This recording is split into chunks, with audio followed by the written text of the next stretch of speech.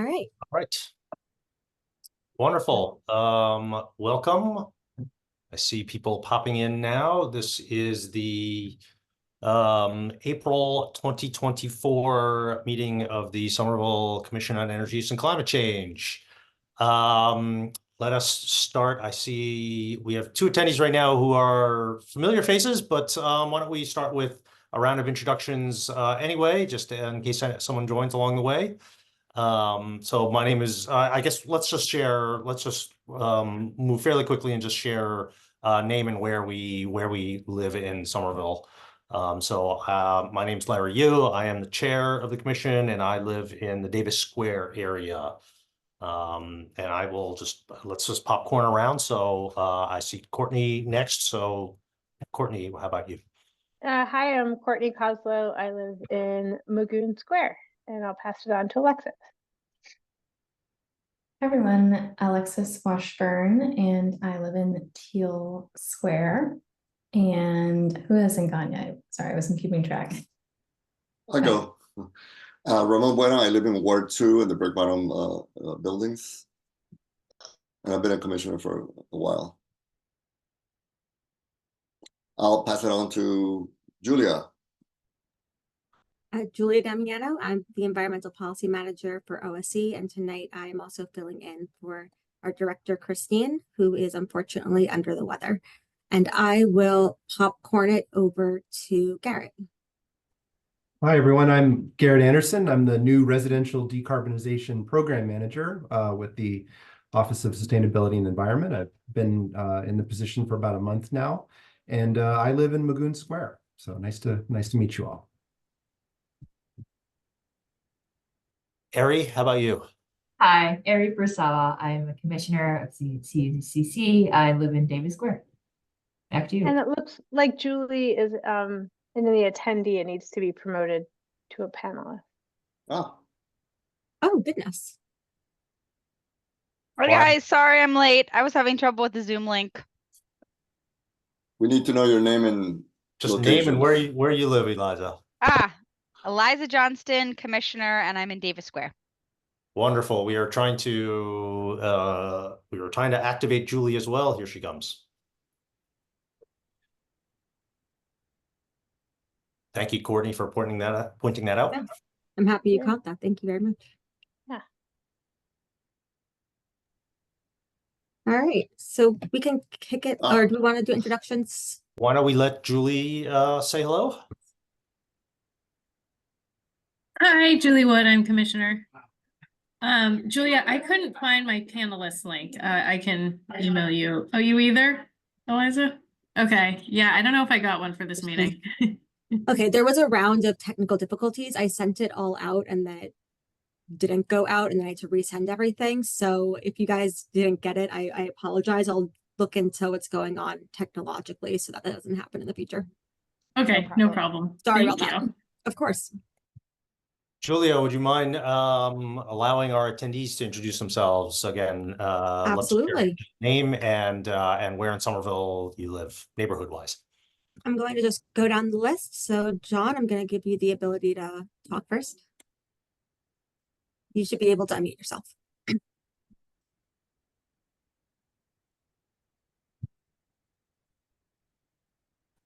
Hi, can you hear me? Yes. Oh, good. John Sherbrook, Teal Square. We call ourselves the new Davis Square, by the way. Thank you. All right, we're going to move on to Lindsay now. I'm Lindsay Luke. I live in Winter Hill. Thank you. Ron, you should be able to talk. Ron Cavello, Ward 7. Thank you. And last but not least, we have William.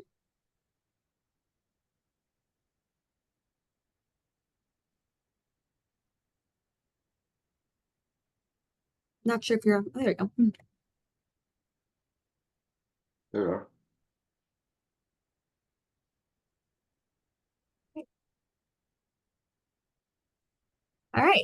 Well, in that case, we can move on to the rest of the agenda.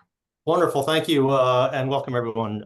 Excited. We're gonna be purposeful in pausing at specific moments to make sure that we get your opinions and thoughts and perspectives and guidance.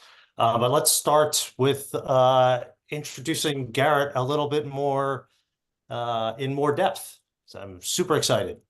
Well, great. I'm happy to be here. Like I said, I've been with the department now for about a month.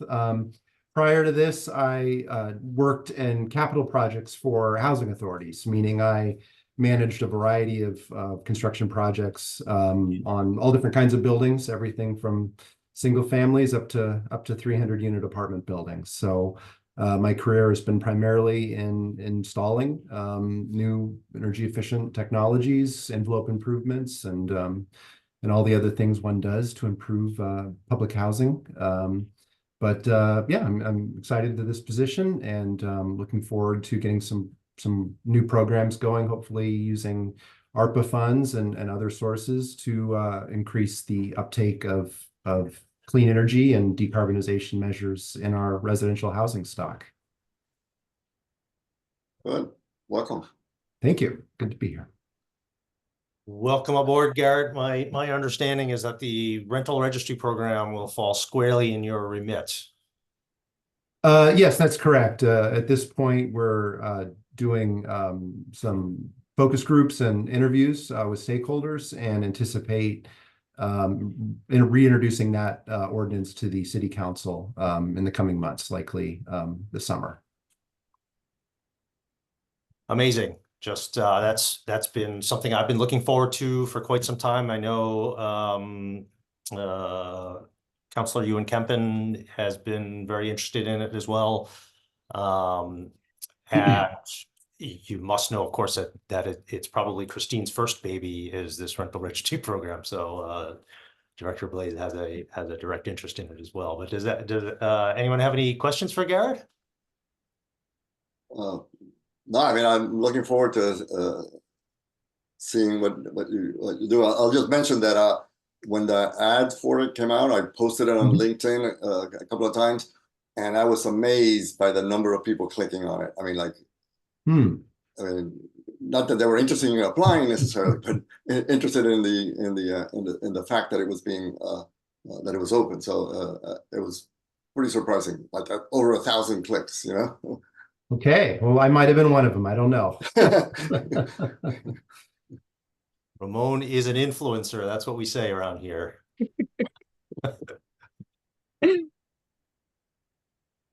That is interesting. I mean, we're seeing this decarbonization program manager position start to crop up in a variety of places. I think it's at the state level now. I think it's in Cambridge, Boston. It's certainly starting to come into play. So. And Garrett, did you say that you're focused on residential, not also? Yeah, that's my job title is municipal? residential decarbonization. Although, you know, obviously commercial properties are multifamily, you know, or zoned commercial, but you know, I think focused on housing units. Actually, that is an important distinction, right? So like large residential buildings are classed as commercial, but they still fall under your remit as okay. I believe so. I hope that's right. Well, it has residents, so you know. Yeah, that's my deal. If it has somebody living there, it's yes. Residential. Good, very good. Anything else for Garrett? All right, Garrett, you are welcome to stay for this whole meeting. We'd love to have you, and if you'd like to recover your evening, you are welcome to take that option as well. Actually, I'm sorry. This might be my mistake. I'm not sure if you saw that there was an updated agenda that went out, that there was something about a support letter for the a DOE Solve It grant, and Garrett was going to talk about that as well. I did not see that. Why don't we talk about? Should we talk about that now? Sure, why not? My apologies. I think some wires got crossed there. What do you got for us, Garrett? Okay. Yeah, so this competition, it's the DOE Solve It competition. Sort of came across my email last week, and I've been working with some folks in the department and in our grants department. And it's a quick turnaround for the grant, but and it's actually a competition, so it would be a prize. But the focus of it is about deploying new clean energy technologies in underrepresented or sort of marginalized communities, basically trying to get beyond the sort of usual suspects of deploying new clean energy technology. Our department's intending to go forward and send in an application for this. The intent is to really focus on English as a second language renter population in Somerville, which we have a significant portion of, and as you probably know, historically has been underrepresented in the kinds of clean green technologies that folks are putting in. So the first, it's a 3-phase competition. The first phase is really built around engaging with that community. And then if we're successful, it'll be if we're successful moving past the first phase, then it would be about employing an actual program to impact that community. Our initial thought is around grants or other support measures for infrastructure, electrical infrastructure in particular. Smart panels would be one idea. These are, as you probably know, they're sort of advanced electrical panels that can do things like load management and integrate batteries and renewable technologies. I think perhaps would open up a lot of possibilities for other technologies in the future, and often would not necessarily be the first thing that would be incentivized. So that's our first thought, but the grant is really about engaging with that community and developing a plan together that would be impactful. And so I just threw a lot of information at you, but tonight we would perhaps ask for a letter of support that we could include with that grant application, which unfortunately is very quick turnaround. Like I said, I found out about it last week, and the deadline is this Friday. So we're kind of scrambling to put it all together here in the next few days. Quick question: do some of those ideas that you were talking about fit into enabling sort of virtual microgrids in the community? Is that what the smart panels? Yeah, conceivably, that is, the technology does allow for that. Obviously there's regulatory and other barriers to that with our local utilities. But the notion is this is something that at least opens the door to it, and you often when you see these technologies currently, they're sort of in the very high-end homes, that kind of world, and the thought is maybe if we can push out this technology into other areas, it opens up new possibilities in underrepresented communities. So that's the intent of the competition, is to focus on new technologies in new communities, and that's our initial approach. Right. Can you talk a little more about the competition aspect? Sure. It's well, I think Julia might have just put it in the chat. The link to the competition itself. It's a federal competition being funded through the Department of Energy, one of those ARPA funded programs that's sort of rolling out now. The competition has certain goals, particularly around working with environmental justice, underrepresented communities, and deploying new technologies that would, that the DOE is interested in. So we view at least the electrical infrastructure piece as being, part of renewable energy, grid modernization, building efficiency, kind of meets a lot of different check boxes for things that the DOE would be potentially interested in. Sorry, I'm trying to understand what What's the difference between a competition and a grant? I mean, it sounds like a grant, but yeah. Well, I guess it's a technical answer. A competition, it's a prize, and so then the prize is not tied to specific benchmarks. Obviously, we would intend to use any prize winnings to be part of the program itself, and it would be built on expanding the initial outreach that we'd be doing. And eventually, I mean, potentially it's up to, I think, $720,000 would be if you made it through all 3 phases. And that could fund a fairly robust grant program or incentive program. I just put another program page in the chat, which also goes through like a little bit of the process of the stages of the competition as well. I'll take a look at it later, but I was curious if it's easy to tell what's the time frame for beginning to end to the awarding of the grant or the prize? Yeah, I don't have those exactly in front of me, but ballpark. Yeah, the link. I think we'd hear in the next month about the first phase, and then it's a multiple. Yeah, there we go. Yeah, and so then towards the end of the year, we'd be working on the second phase. And then if we're advanced to the 3rd level, then we'd be taking this program into next year. I see. Thanks. Alexis, did I see your hand raised?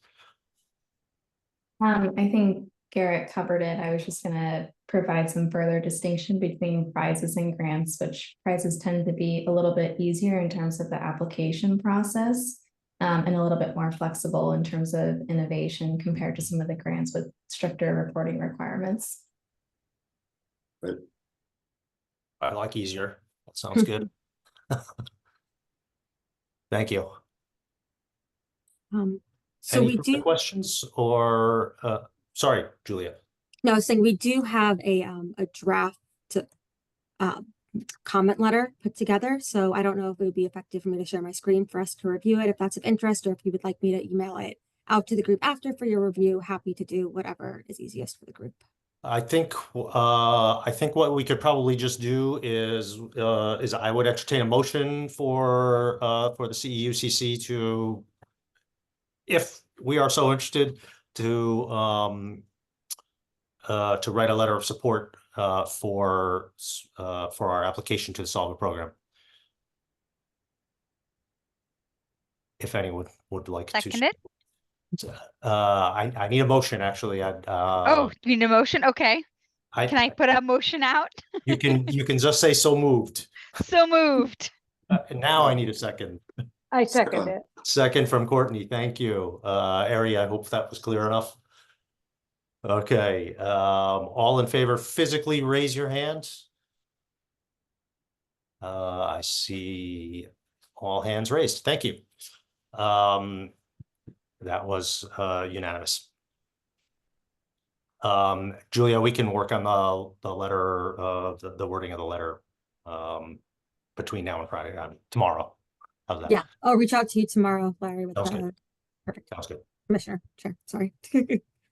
Alrighty. Great. So in that case, Garrett, now you are welcome to stay and listen, or you can have the rest of your evening. Well, thank you all. It was very nice meeting you. I think I'll hang out for a couple minutes and then get back to whatever my kid is doing in the next room. Good luck. Thank you. Next item on our agenda is as far as I know, Julia, you can correct me, is the Community Choice Electricity contract updates. I missed a lot of activity last meeting, so excited to see what you came up with. Great. So yes, we were able to go to bid day, and thank you again so much for having had a great conversation at our last meeting around what the CEUCC is recommending.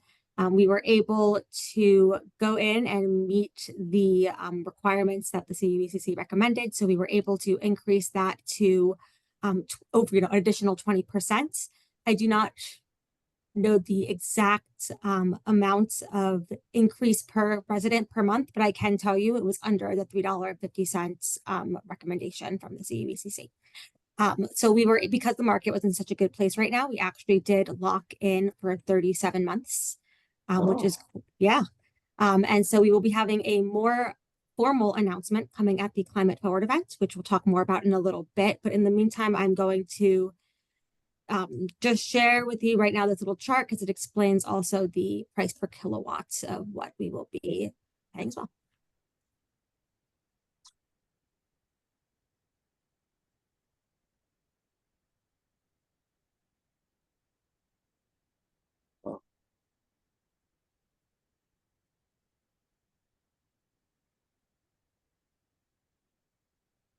Sorry to drag this up again because I know we were looking at this in a slightly different format when we talked about this last time. But so the 40% is above the state mandated requirement, right? Yes. So what does that get to us in its totality? the theme of the week.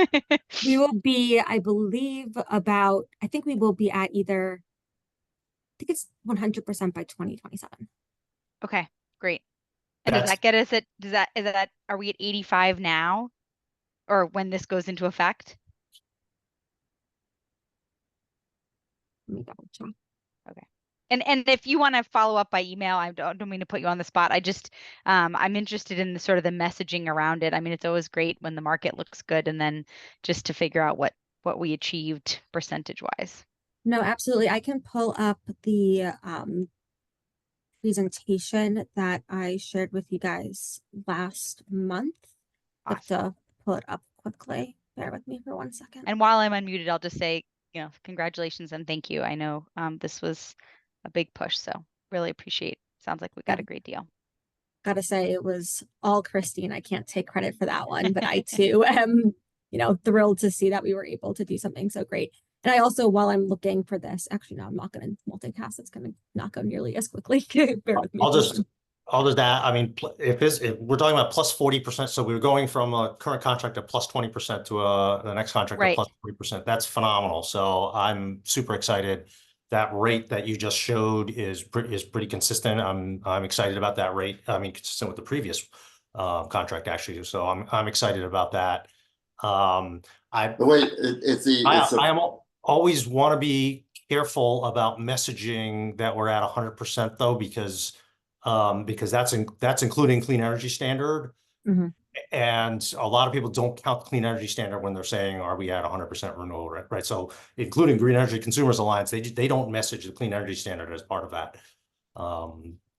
So you got to the heart of my question, Larry, which is what is the difference between the 100% green opt up and the base, if you will? That was where I was going to go with my next question. So maybe I've answered it or you've answered it, which is that the 100% means something different.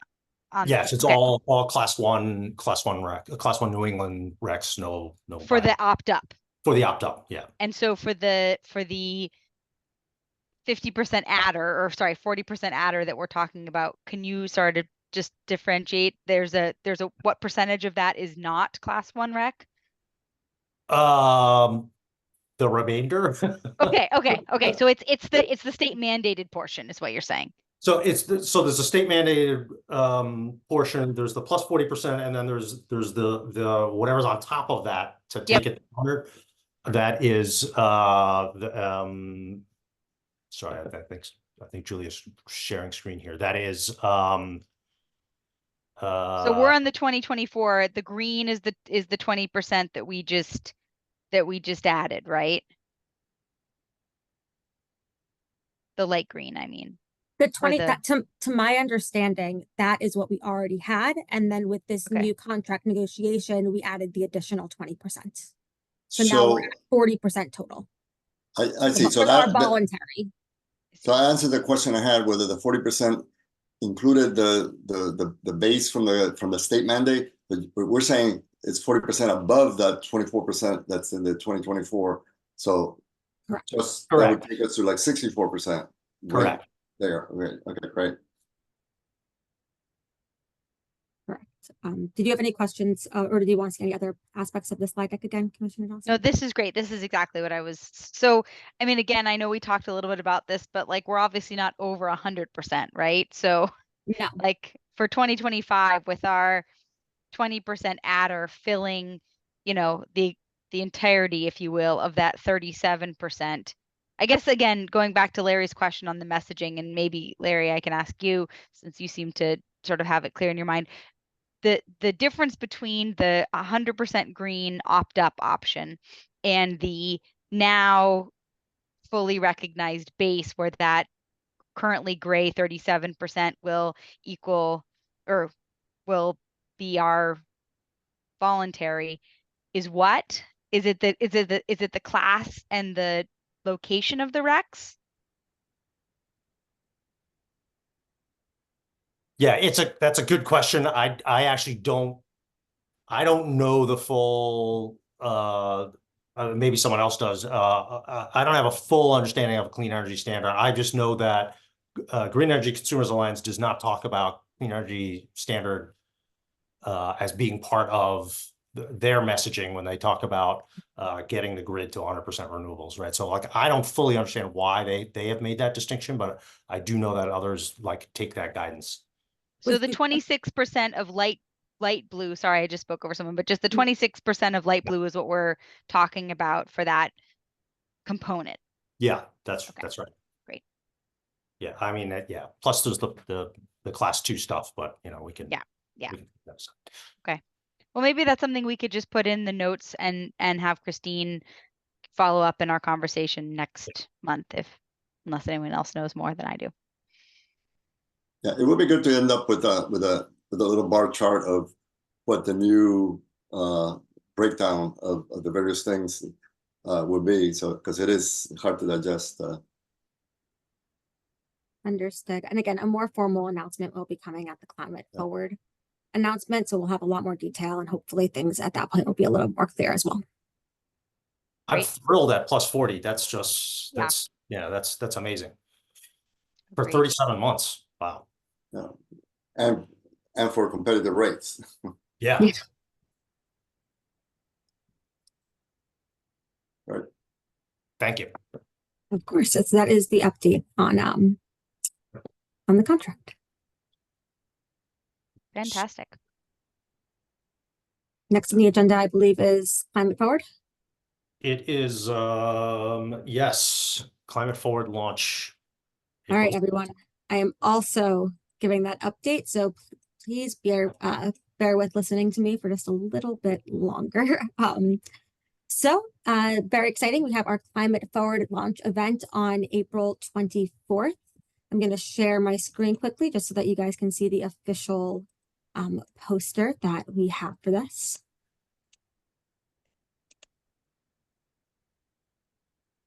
Can you all see my screen? Yes. That looks great. Fantastic. So, sorry, bear with me, just pulling up my notes. Great. So you can, the schedule of events is posted on somerville.ma/sustainability week, and I can share my screen in just a moment so we can review the schedule of events as well. You can also follow our Instagram, and we're going to be posting regular updates about the event there. As for the schedule of the event, sorry, everyone. It's going to be starting on Wednesday, 24th from 5:30 to 7:30 at Greentown Labs. We really are hoping that everybody on the CEUCC will be able to join and show their lovely faces to be able to not just learn about the events, but also have some fun celebrating the fact that it's finally being launched. If you guys want to help out like you did for the previous Climate Forward event, you guys are by all means welcome to. However, we will have OSC staff at every single station, along with other staff members helping at various points. And so the expectations is that you guys can just be there to show your face and enjoy the celebration. However, we do have a sign-up sheet. So all of this information is coming from Emily, and she sent me a long detailed email, which I will forward to all of you after this message so that you guys can see it as well. And it also has the link for the volunteer sign up and just the sign up for showing up in general. We're just asking that you can please fill out that form so that we can get a good head count and understand where we're at by Monday the 22nd. So you got about a week and a half for that. Also, just another thing is we are hosting a informational climate forward plan webinar on Monday, not Monday, on May 16th at 6 p.m. And this is going to give the community members just more information about the plan's development and recommendations. You do have to register in advance, and in the email that I send to all of you guys, it will have the link for the webinar registration as well. And then lastly, sorry, this is a lot. There's going to be a few different one thing that I'm personally really excited for is that there's going to be a lot of interactive art throughout the festivities. And there's going to be 5 different art installations on display, each representing a topic area of the Climate Forward Plan. So I find that pretty cool. The first one's going to be focusing on transportation and mobility by John Pardine. I hope I'm pronouncing that right. Next one is going to be one by natural resources and waste by Stephanie Irigoyen. I hope I'm pronouncing this right. Stephanie, then another one on community health and resiliency by the Good Boy Collective. One for buildings and energy by Samantha Galavo. One on leadership by Naomi Burrows. And that's it. And again, on the links that I in the email that I send, there actually is the link to everybody's Instagram, all the artists' work, if you guys want to check that out and see what they've done. So pretty cool stuff. And then I'm now just going to share my screen one last time so that you guys can see the itinerary and the schedule of events for the festival, for the launch event. Well, while you do that, is the final report available already? If we want to browse, I mean, I'm sure it's a lot to digest, but if we want to start browsing it and getting familiar with it. No, I do not believe it is available quite yet. Okay, great.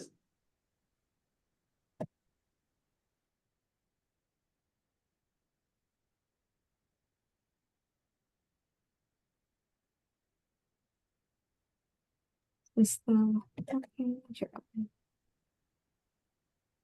Yep, pretty straightforward. It's the webpage for registration, so you can come here. Again, the link is going to be in the email. Pretty general agenda. Doors opening at 5:30, welcoming remarks at 6, and then the interactive show and art reception from 6:15 to 7:30. Courtney, you have a question? Yeah. At what point will we see the actual plan update and all the strategies? We had a subcommittee meeting, an ad hoc subcommittee to give Emily some feedback that Arian, Alexis, and I joined in, and curious when we might be able to see that. And is it just going to be on that day and then it gets published afterwards, or will we have some time to digest it and see what made it and what didn't?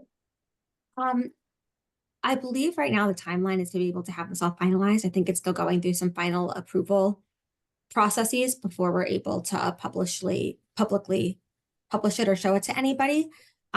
Because Emily has been the one working so intimately on this project, I'm not 100% sure what her intended timeline is, and I don't want to speak for her, but will definitely follow up with her and include it in all of the follow-ups that I'll be sending you so that you guys have a better idea of it.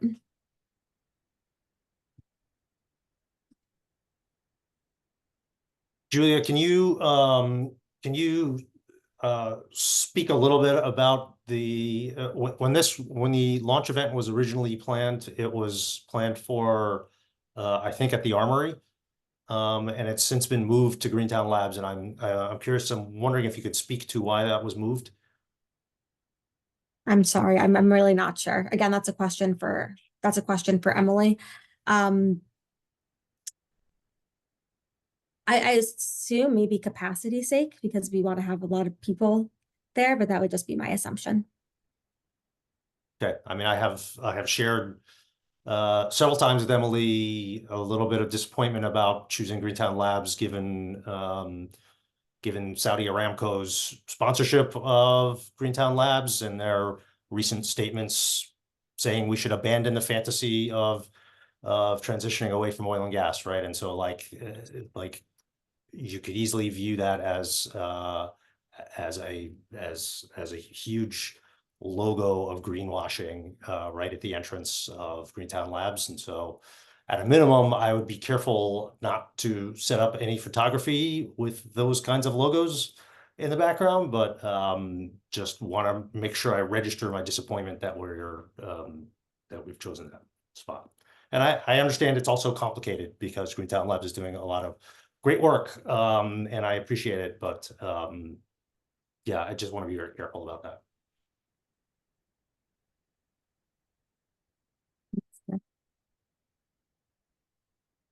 I will definitely mention to Emily. But is there any other comments around climate forward?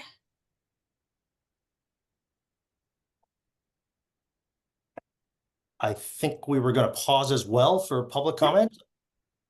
So if anyone, any attendees would like to ask questions, express their excitement, please raise your hand or somehow indicate.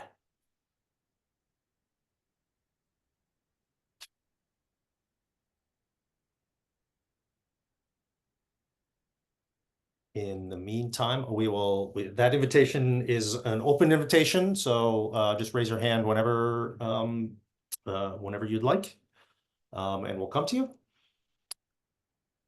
And seeing no other commissioners with comments on Climate Forward launch, the next item on the agenda is the policy subcommittee. I'm not sure that there is a policy committee report, but I will offer up if anyone wants to talk about policy.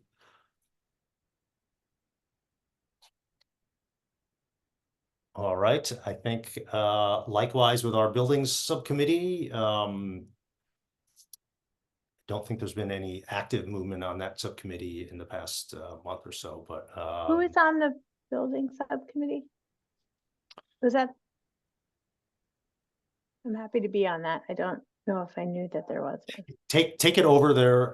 So Liz Galloway had been leading it, but then she had to step down because she works for the city now. So Yeah.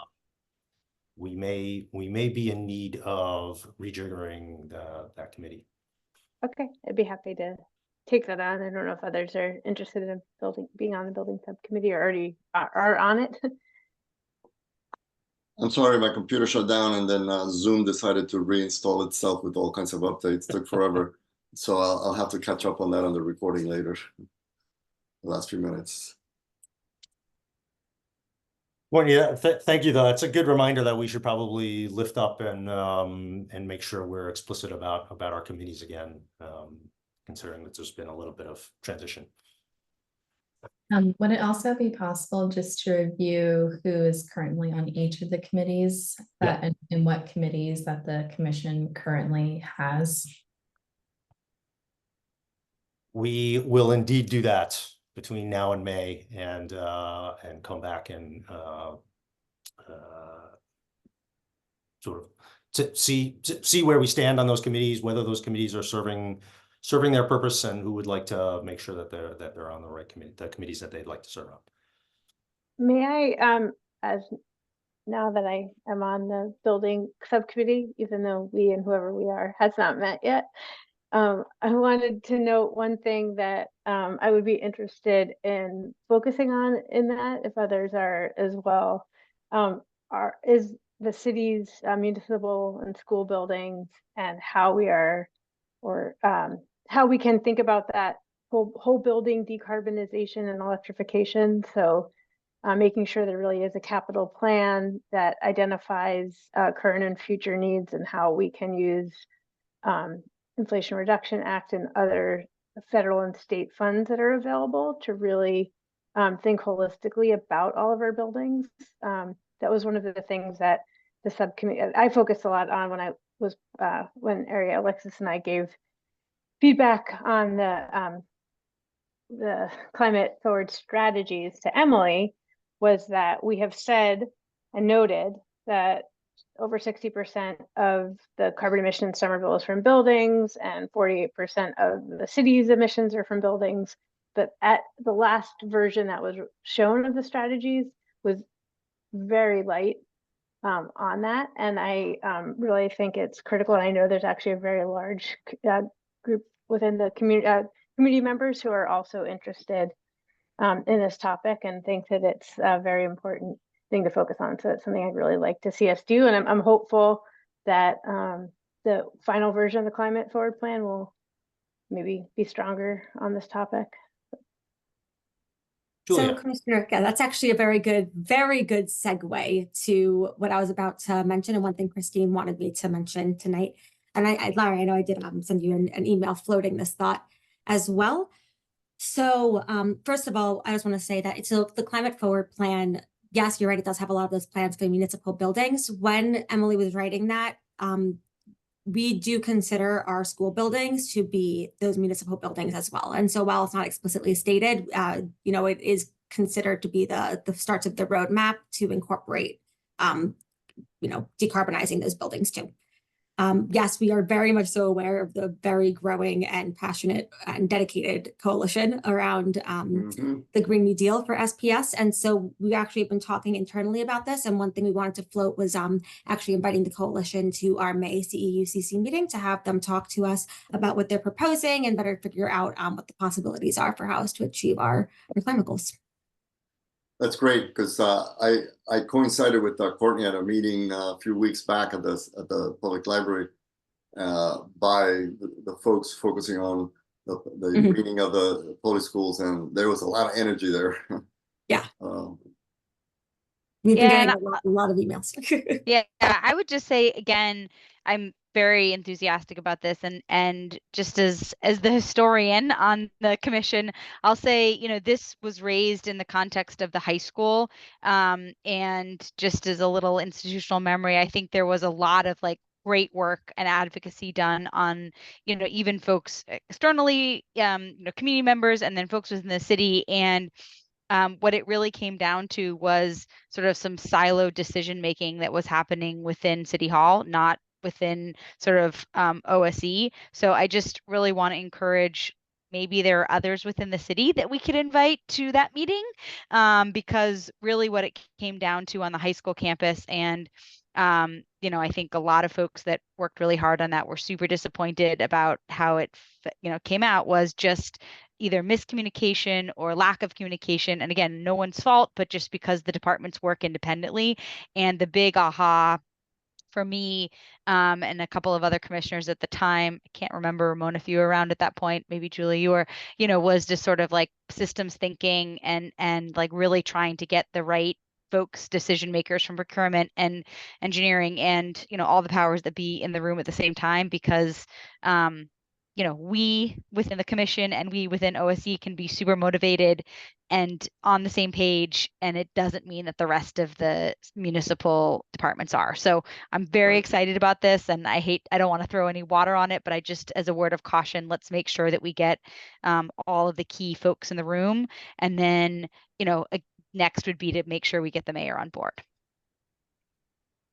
Even Julia, with that, can you see if like having infrastructure and asset management, capital projects, and the mayor all together, including OSE staff, if that next meeting is if that's possible, would really, I think, go a long way towards what Eliza is saying to make the discussion actually fruitful. Oh, you're on mute. Yeah, I figured that out. Thank you. I can definitely talk to Christine and see what's possible in terms of other department staff members being able to join. In terms of the mayor, I mean, I can't guarantee anything with her schedule. She is a very, very busy lady. But I can definitely speak to others and see who the most appropriate person to loop into the conversation would be. And even if it isn't at our meeting, I'm sorry, I know you've got your hand up. I'll say it really quickly. You know, we could even meet during business hours when it's a little bit less, you know, a little bit easier for folks' schedule. So I'm just, again, putting it out there. That was a key lesson learned. Alexis. Yeah, I think the only other thing that I wanted to add is that I think because of the advocacy of the groups like Courtney mentioned, there is also increased interest in creating some school-specific program under the Mass Aid programs, for example. And so what exactly that looks like is still to be determined. They're currently in the process of developing this next 3-year plan, which is essentially a roadmap for all of the investments that they'll make between 2025 and 2027. And so some of the things that they have discussed is providing support for municipal energy managers, decarbonization support, and additional technical assistance from the utilities. specialized incentives, and then also support with applying for federal and state funding, and a couple of other initiatives as well. And so if there is a larger meeting with multiple stakeholders, I'm sure that someone from Eversource would also be interested in participating.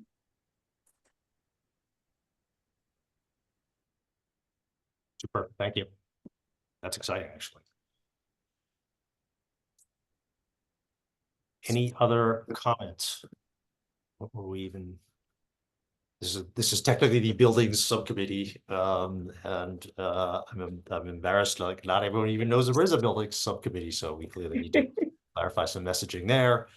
And again, any attendees have comment, please feel free to raise your hand.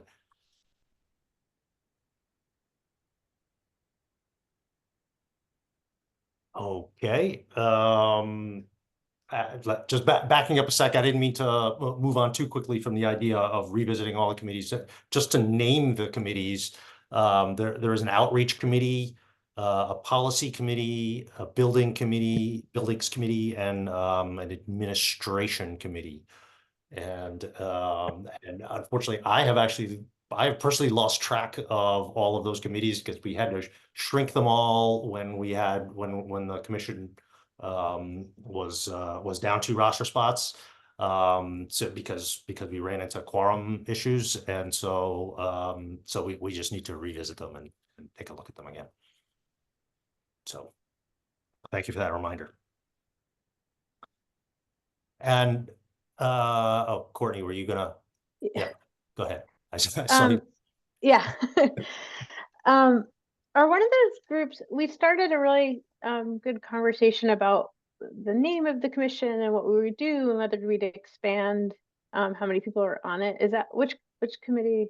Is that one of the falls in the administration committee, which is technically the next report. We just don't have much of a report. I know Christine is working to pull some thoughts together into a first draft, and I want to engage on that as well. In terms of structuring, size of the commission, ideal size and structure of the commission, as well as setting, perhaps setting some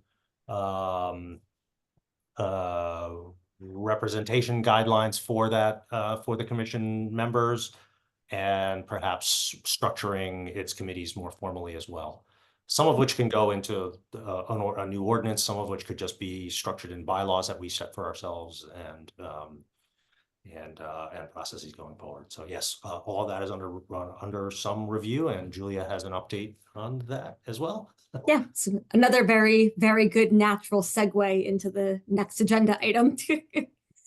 So yes, I do have just a few updates from Christine on the draft ordinance. So as Jerry, you mentioned, we were hoping, it's still going through the approval process, and we're also still incorporating some feedback and having conversations around it. So we don't have the final ordinance for the CEUCC ready to share quite yet. We will be able to talk more about it hopefully on next month's meeting in May, assuming there's time with the advocates joining and other conversations that we need to have. But the timeline is that we are going to be now sending it to the mayor to approve, to then go to city council by August. So we are moving through that, and there were a few questions. So the first one she wanted to know was, how do you guys feel about the CEUCC changing its name to something a little bit less tongue twisty? You all looked very ecstatic with that. Yeah, absolutely. That's been a thing for a while. That's been a thing for a while. So yes, absolutely. I wouldn't mind if it's shorter. Okay, awesome. That's good to know. Christine will also be very happy to hear that, I think. And then the other update is she wanted to also float the idea to see how you guys feel about, well, in the past, I know you guys have talked about engaging maybe expanding, having more ex officio members, expanding to people from other departments, having them be non-voting. Of course, this would all have to be approved by the mayor, so pending approval, but she wanted me to float that idea and take a temperature check of how you all feel about that. If that could specifically be infrastructure and asset management and capital projects, among others, I would absolutely think that's would be fantastic. Yeah, what she said. I agree, and I think from a practical point of view, and it would be good to know other groups in the city and all that. I mean, at some point, if a group gets too big, just introductions every month or something can take a huge chunk of the meeting. So I think it'd be good to know if there's good other groups in the city to commissions or whatever, and how many members they have in various categories of things and how they handle it and all that. That would be good input, I think, just from a practical perspective. I would likewise put a pitch in for mobility to be a participant. And at the same time, I also recognize that folks in the city sit in a lot of community meetings, and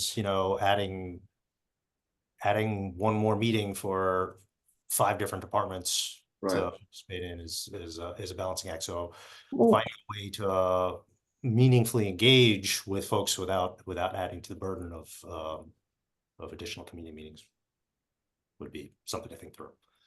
Would it be sufficient to invite all of these different members or whoever we deem appropriate to these meetings, and then only when there's things that they would report on or have valuable insight into the conversation, then they can join? So maybe they wouldn't be coming every month, and there'd be like a rotation of ex officio members. Yeah, I mean, that's one way of managing it. Yeah. Yeah, and I think, I mean, the other thing again that we've done historically is just have the subcommittee or a subcommittee meet with them during staff, during business hours, which I think reduces the burden on their time, and was a little bit more, I don't want to say like sort of respectful of their work, but they seemed happy to have us meet with them during their business hours. And I don't want to speak for everyone, but I think some of us might have flexibility to be able to do that during the day if that was productive. And I think same with the mayor. I don't think we very often had, again, it was Mayor Joe at the time, but him come to our meetings. But we did have an annual meeting with him, and particularly around the high school campus. We met several times during business hours, based on his schedule, to talk through that. I mean, I think the idea of having people from the various relevant departments that overlap with Climate Forward, for example, is a good idea, and for them to witness the discussion and contribute to it as they can. And I wonder if to address that issue of not putting an extra burden on individuals who may be having a lot of meetings, is whether people from those departments would have either a dedicated person, but then an alternate that could take turns, showing up, and so it's not the same person having to oh my God, another month,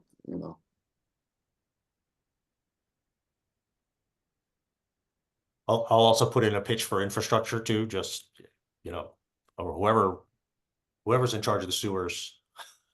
Right. That's infrastructure, yeah. DPW, I believe. DPW is for like stormwater projects. Like Spring Hill sewer separation, is that DPW, or is that I don't know what department. CEUCC Hiller tends to be the contact for all those. She's in engineering. Engineering, got it. That's the. And Rich. And Rich. Yep. It's just a good point. And while we're sort of talking admin, I think the other topic to throw on is just maybe sort of more conscious collaboration with the council members.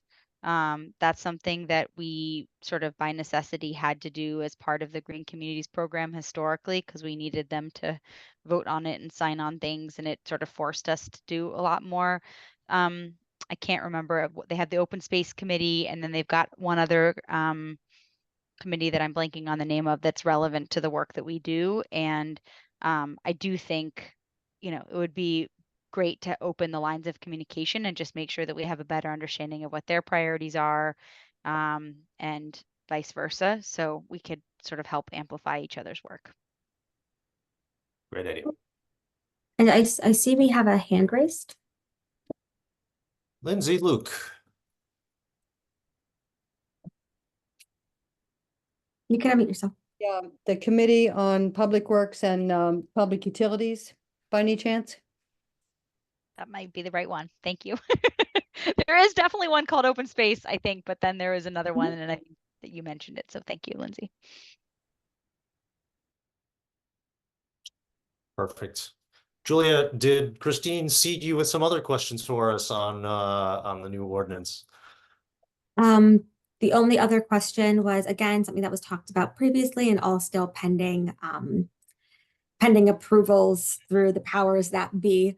But again, floating the idea of possibly being able to engage like high school students maybe on the commission in some way to be able to hear their voices. I recently saw that the city of Boston is doing, they have something that's called the Youth's Mayor, or the Mayor Youth Council, the Youth Mayors Council, which pairs high schoolers with the opportunity to be able to sit on a commission and be able to get the experience that way. So now maybe not something exactly like that, but something with the same sentiment.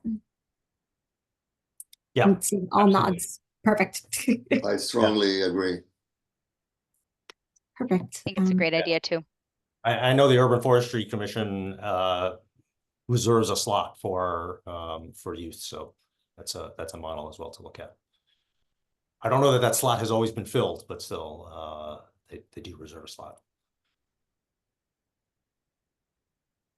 Yeah, and again, not to be the historian, but we used to have pretty active participation from the high school green team. Again, particularly when we had programs that were more, tied to early municipal energy reduction and composting and things like that. But there's a history of having them not as youth, not as official members, but as sort of regular attendees. And so I think it would be great to make it formalized.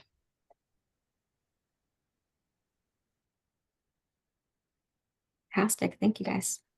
While we're on administrative topics, in the before times, we used to meet in person. Is that something that we should think about again, or are we really, or at least in some hybrid form, or is fully remote really working for you? Seems to be working. I'm just asking the question. I'm not. Yeah. Yeah, I mean, I'm really torn. I think there is something lost by not having sort of in-person relationships, and also as a parent, who my kids are home with me alone tonight, so I couldn't, I would have to leave them fully alone if not. So, maybe we could do something like once a quarter we meet in person or something. Yeah. Alexis, your hands up.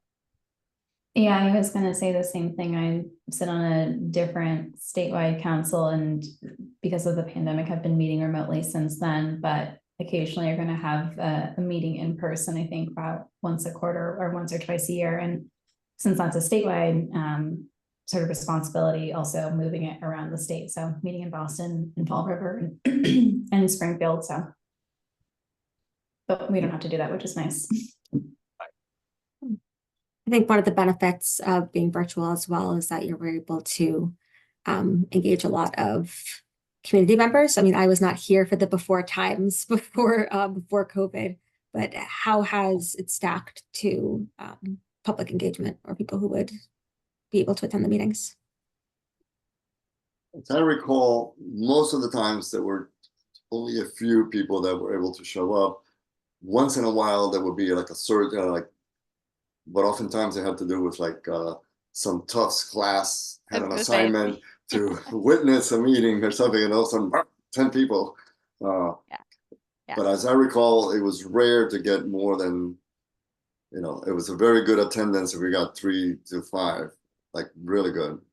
Yeah. I mean, to be honest, we've got 5, attendees tonight.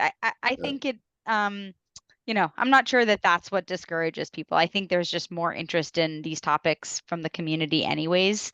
I mean, when I first started on the commission, we basically had to beg people to be on the commission, and now we've get a lot of interest when there's a vacancy. So I do think that's more of a cultural shift, but I like Alexis's suggestion. I think strategically picking some times that, to be in Yeah. person would be nice. But It might be good to hear the attendees that are here tonight and see if they have opinions. Yeah, actually, excellent point. If any attendees have thoughts on whether they'd like to see in person versus virtual, please do raise your hand. While you're thinking about it, I would just share, like, I'm probably here because I was one of those public attendees all the time, bugging y'all with my own questions. So there was a different during those times it was a different dynamic of commission members and members of the public participating, because the discussions just felt more open. So there was also that potential. Yeah. And maybe you're all like, oh my God, this is, you got us into this nightmare. See, Lindsay's hand is up. Perfect. You should be allowed to unmute. Yeah. Okay, I did come a few times to a few meetings before COVID, and it was rare to have 4 or 5 people from the public there. I remember Mary used to come all the time. Remember that? Yes. Yes. What happened to Mary? Yes. I'm indifferent. For you all, I think getting together in person is probably a good thing, but for the public, I'm just as happy this way. Super. Thank you, Lindsay. And we probably would make arrangements for hybrid in any case. So Yeah, and I think, it doesn't affect me directly anymore, but for commission members who have young children, I would definitely wish to accommodate as much as possible their maximum attendance, whichever way that is. okay. Alexis. I know that it wasn't necessarily the topic of discussion for right now, but if we want to think about ways that we can increase attendance in the future, perhaps that's a future agenda item. So I think sometimes from the agenda, it's unclear that the public can participate, and certainly very clear in terms of communicating what opportunity there is to contribute and participate. And so if we do a better job of that, it's also possible we might see more people in attendance. Yeah. Great point. Yeah.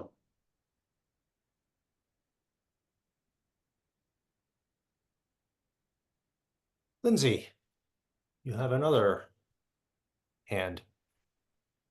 Yeah, got my hand up again.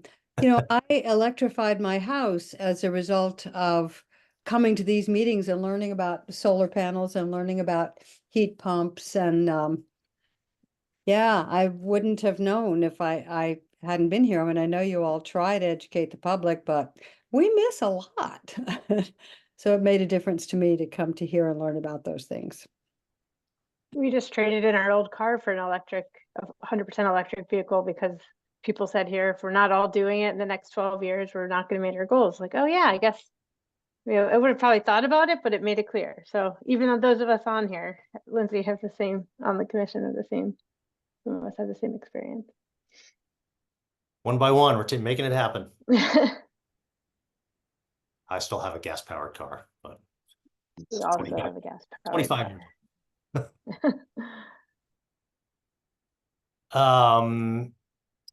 So we have as well, not on the agenda, but an item to approve the minutes from last meeting. They were distributed earlier this week. Does anyone need a minute to review them? No. I can share my screen with the minutes as well, if that's helpful. I would note that we should probably correct the spelling of Commissioner's name. No, I didn't catch that. Who's? Oh, wow. Thank you for that.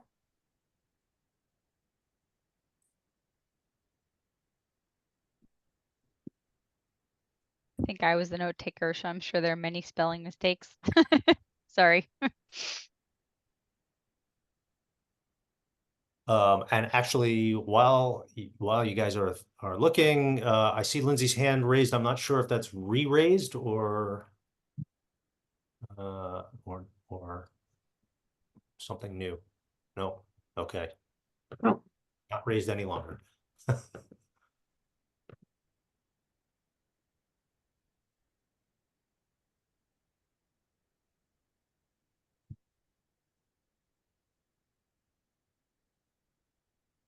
I'm not sure. Are you all reviewing? I'm not.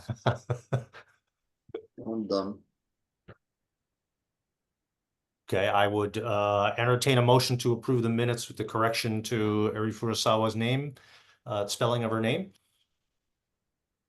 I propose that. I will second it. Second from Eliza. All in favor, physically raise your hand. Motion passes unanimously.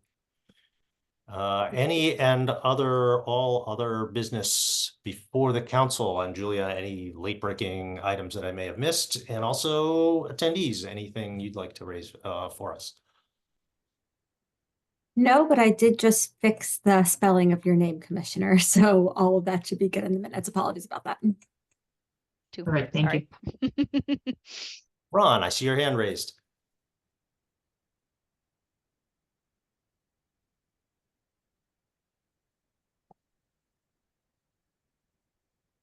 Yeah, this is a comment that probably should have been made a bit earlier. And, I want to say that it's all really wonderful to hear all these high-minded goals. I've spent over 2 hours with the chief assessor of the city of Somerville. I've spent some time with the head of community development. I'm a real estate expert. I know a lot about what's going on in the commercial sector, which is of great concern to me. And what I don't have a handle on, and where I think there's a significant weakness in all these plans, is the economic side of all of this. Now, how are these changes going to be funded? It seems to me that the city needs to bring into the thinking and the planning, economic development, the assessor's office, real estate experts.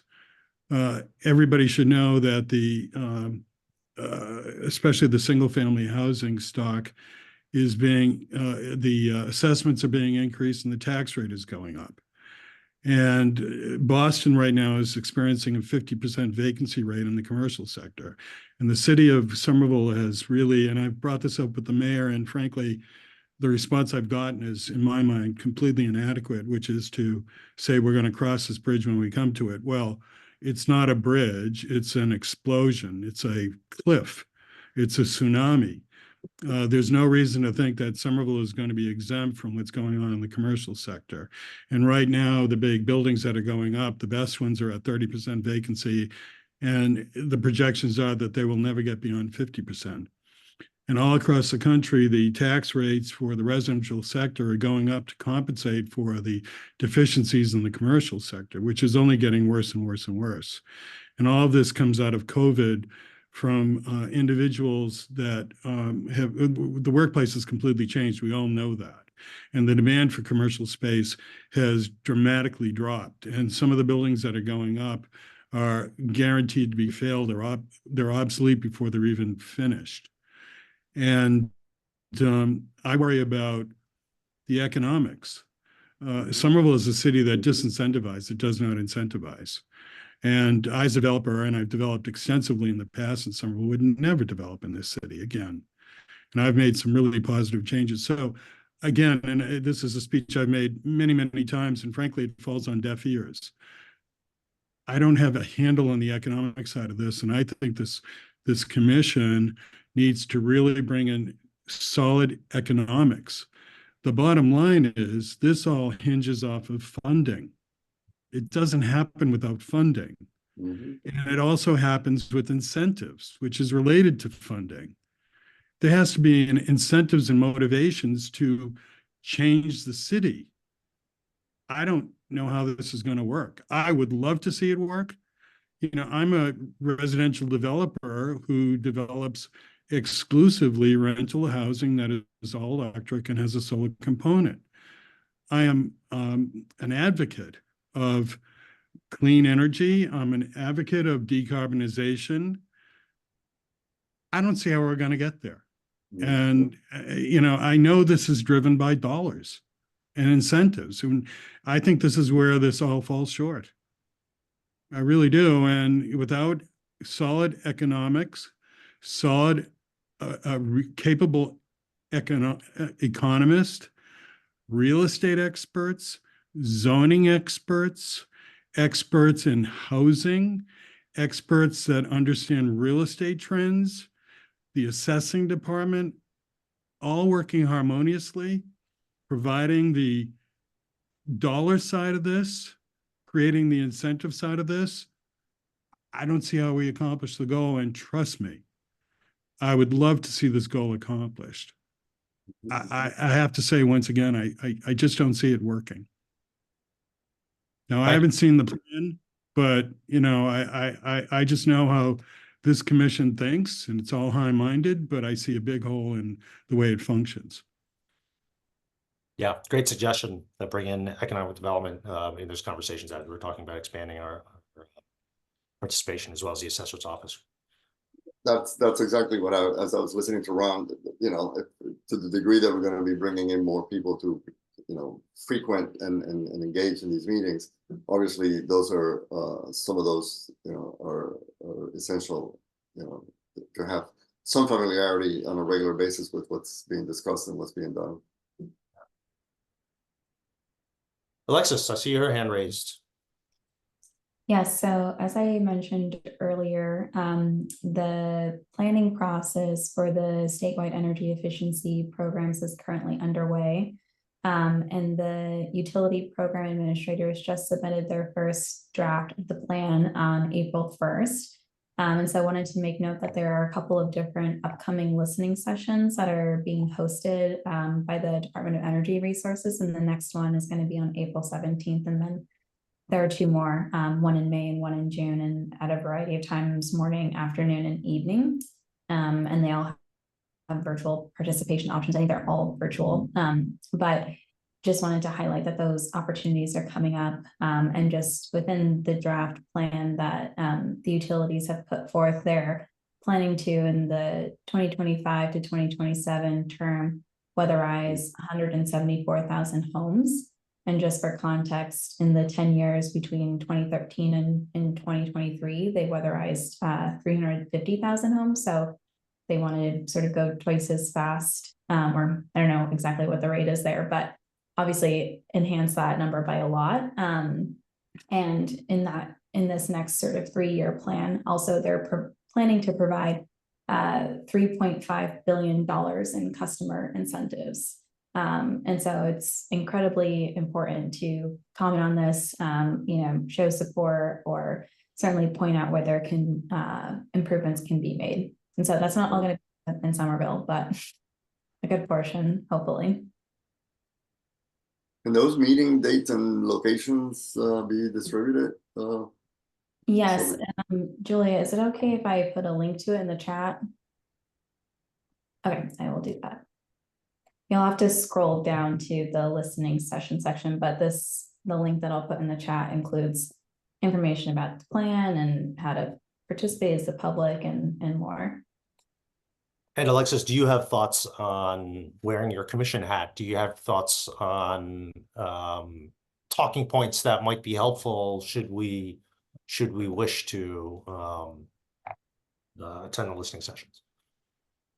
That is a good point, because it's a lot of information to digest, and I'm still working through it because it's a couple of 100 pages. But there's different focus areas, from residential to low income as a part of residential to commercial and industrial. So there's a lot of sort of different areas to focus on. But I think by our next commission meeting, I'll have more to say. And I think that should be before the final two listening sessions. But I think a good place to start is the executive summary, which is much shorter and pulls out some of those high level numbers.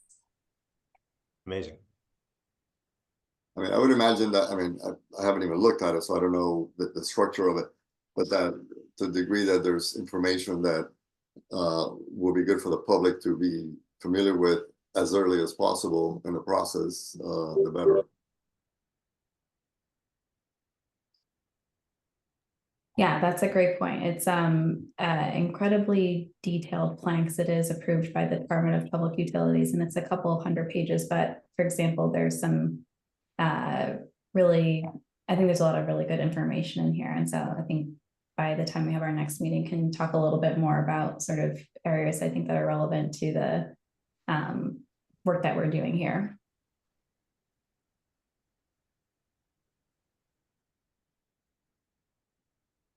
I will take a look at this and would be very curious to hear your thoughts as well. Our next, any other new business? I I would still just see, like to, go ahead. I was gonna say, I still see Ron's hand is up. I don't know if that's another comment or if that was still up from before. So I'm gonna allow you to talk again if you would like to comment again, Ron. Oh, Oh, he put his hand down. all right, never mind then. Ramon? No, I was just gonna say, I mean, this is more like a long-term topic that maybe talk about sometime this year. And it has to do with, I mean, I know that there's new discussions about composting and all that, but I was particularly interested in thinking about, I don't know what other cities are doing with plastic recycling in particular, but you know, the city has the recycling wizard, which is, you know, very handy and useful and all that. But the impression I have from my own experience and people I know is that, and I think it's the same in many cities, you know, we're all consuming things, we're saturated with plastic. All of them or many of them have little recycling things, and then it turns out half of those are not recyclable in the first place. And I think many people are confused and sometimes give up thinking like, okay, where'd this go, you know? And I think figuring out if there's a way at a minimum to provide better information to the public, but equally important is, you know, how does the city deal with the contracts, you know, what's recyclable and what isn't, given that you can't just go by the products themselves, because they all say, yeah, you know, recycle me, and half of them you can't. And so I just want to put on the agenda for 2024 sometime to just maybe have a little update and discussion of how plastic recycling in the city is going, you know, and just a reporting on how is it going, and, you know, and maybe look at, you know, what other places are doing. I know that a few years ago, I think 2 or 3 years ago, there was a major several-day conference on that topic. I don't know if it was at MIT or at some other local university. And, you know, it would just be good to see if there's anything at all that's possible to improve the situation, because as far as I can tell, it's pretty bad. I mean, people are recycling a lot of things, but I think a lot of things get put in recycling that don't get recycled because they're not processable, and there are a lot of things that, you know, and vice versa, you know, that don't get put in because people think, it's not recyclable. So anyway, I don't want to take more time. The Ramon, Julia, before you respond, I mean, I agree that I think it would be nice for us as a commission to lift up, once the launch of Somerville Climate Forward is passed, to lift up and take a look at the zero waste plan and talk that through with Julia and with Allison perhaps, and have that just broader discussion about the whole zero waste plan and not necessarily particular waste streams in general. But go ahead, Julia. Yeah, no, thank you. That's a good, we're just really doing some great segues today, because Ramon, that's a really on a timely comment, considering I actually toured our recycling facility earlier this morning. So very, very timely. So yeah, it was really, really fun. Allison, who's our new hazardous waste manager in DPW, I work very closely with her. So the way it works is she does a lot of the like the contracting operational facilitation of our recycling programs, while I do the more programmatic and also policy aspects of our recycling programs. And so our two positions work very, very aligned. But she organized this whole fantastic tour. And so we were able to drive to Charleston to Casella, where our recycling is processed. And that's also where I believe Cambridge and Arlington's recycling is processed. And what you actually just said was the exact question that I asked the recycling maintenance person there. I said, look, like we get a lot of constituents come and like people, like I know about recycling too, and it can be very discouraging when you hear like only 9% of plastic actually ends up getting recycled. As somebody who works in this every day, what would you say to that? And what he said, I also found very interesting. When you hear that percentage, he was saying how that also incorporates all of the areas across the country who don't necessarily have recycling. So when you go down to places in the middle of the country, or maybe even down south, a lot of these cities will have not necessarily municipal sponsored recycling programs. And so you would have to opt in and pay for it instead of having your recycling be picked up. And so that definitely does skew the numbers. And so when you look more regionally, we do see a higher percentage than just that 9%.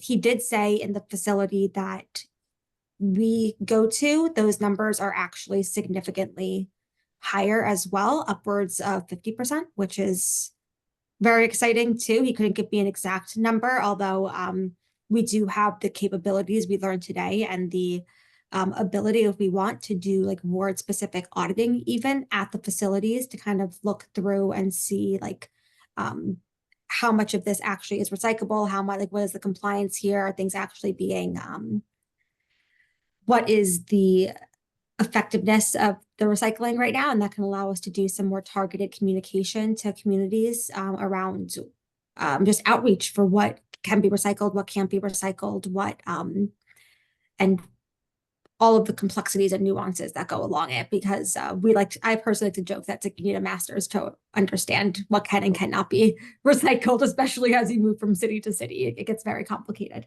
So yeah, that's a very, very good point. And also the facility was so cool. They had like 4 or 5 different filtration methods to make sure that everything was getting filtered out. So we took some really cool videos and pictures that I think are going to be included in the upcoming sustainable newsletters. And so if you keep an eye on those, you'll be able to see. Good. I remember it was probably 2018 during Sustainable Week, maybe 2017 or 18. There was a Waste Mythbusters panel discussion that people in communities still talk about. Because it really sort of, they really dug into some details and really answered very specific questions, and it was excellent. So that's something to consider in Sustainable Week. Yeah, and one thing we floated also the possibility, and they do this for some people in Arlington and Cambridge, and so should we want to go down this path, there was the opportunity there, which is if there are any like specific residents who are really interested in this, or community groups who really want to know more about that, we can work with them and also work with the recycling facility. And just how we were able to tour it this morning, we can do like, not like open to everybody in the city, obviously, but we can work with them to be able to have scheduled tours that allow the public to see where their recycling gets processed, which I think also would aid a lot in terms of, well, do our things actually get recycled? You know, it's hard to wonder that when you're looking at the 50 tons of recycling that they process every single day. Right. Julia, call me, because like I'm part of a recycling co-op here in Somerville, right? There's a dozen of us who go out of our way to do ridiculous recycling things, and so we were very curious in taking a tour of a MRF at some point. So yeah, that'd be great. Should that ever become a possibility, I'll definitely elevate it to let them know the interest is there. But yeah, we definitely want to be able to pursue as much engagement around that as possible. Ron, I see your hand up again. And you should be allowed to speak now. In conjunction to this thinking, I have a lot to say about food waste and the South Korean model, which I think is so superior to what we do in the US, is I think something that really needs to be looked at. I brought this up with Christine maybe 6 or 7 months ago. It didn't really go anywhere. And it's late in the evening and I don't want to really go into the details, but other than to just give you a cursory statement about it, in South Korea, every household is required to have a miniature household food waste device that dehydrates the waste into dust. And there's virtually no food waste that goes into the system. And when you look at the cost of a diesel truck the mess of putting the food waste out to the street, the cost to have it picked up, transport it, do what you do with it. For the $4 to $5 a month it costs to use one of these devices for a whole household of 6, it makes so much more sense. And one of the things that I had proposed is that, not that there is any surplus money in Somerville, but at one point there was $1 million that was essentially play money. One of the things that I had proposed is that $1 million be used to buy these for households. And the net effect is dramatic when you look at the complete and total alteration of the whole removal of the whole cycle. And when you do it at point of residence with the small amount of energy that's used, these things make sense. And Korea does it. South Korea does it. It's mandatory, and it really works. I love it. That's a good idea. Yeah, I'll dig into that. Interesting. We are at 8:28. Still holding for other new business though. All right, seeing none, our next meeting, I believe, is May 14th, second Tuesday, if that works for folks, or let me know if that doesn't work for you, and we can try to look for another date, but I think that should work. And see you at Sustainable Week. We'll be there. Thanks, Larry. Cheers. Thank you. Bye. Thanks. Bye. Bye, everybody. Good night. Good night. Good night.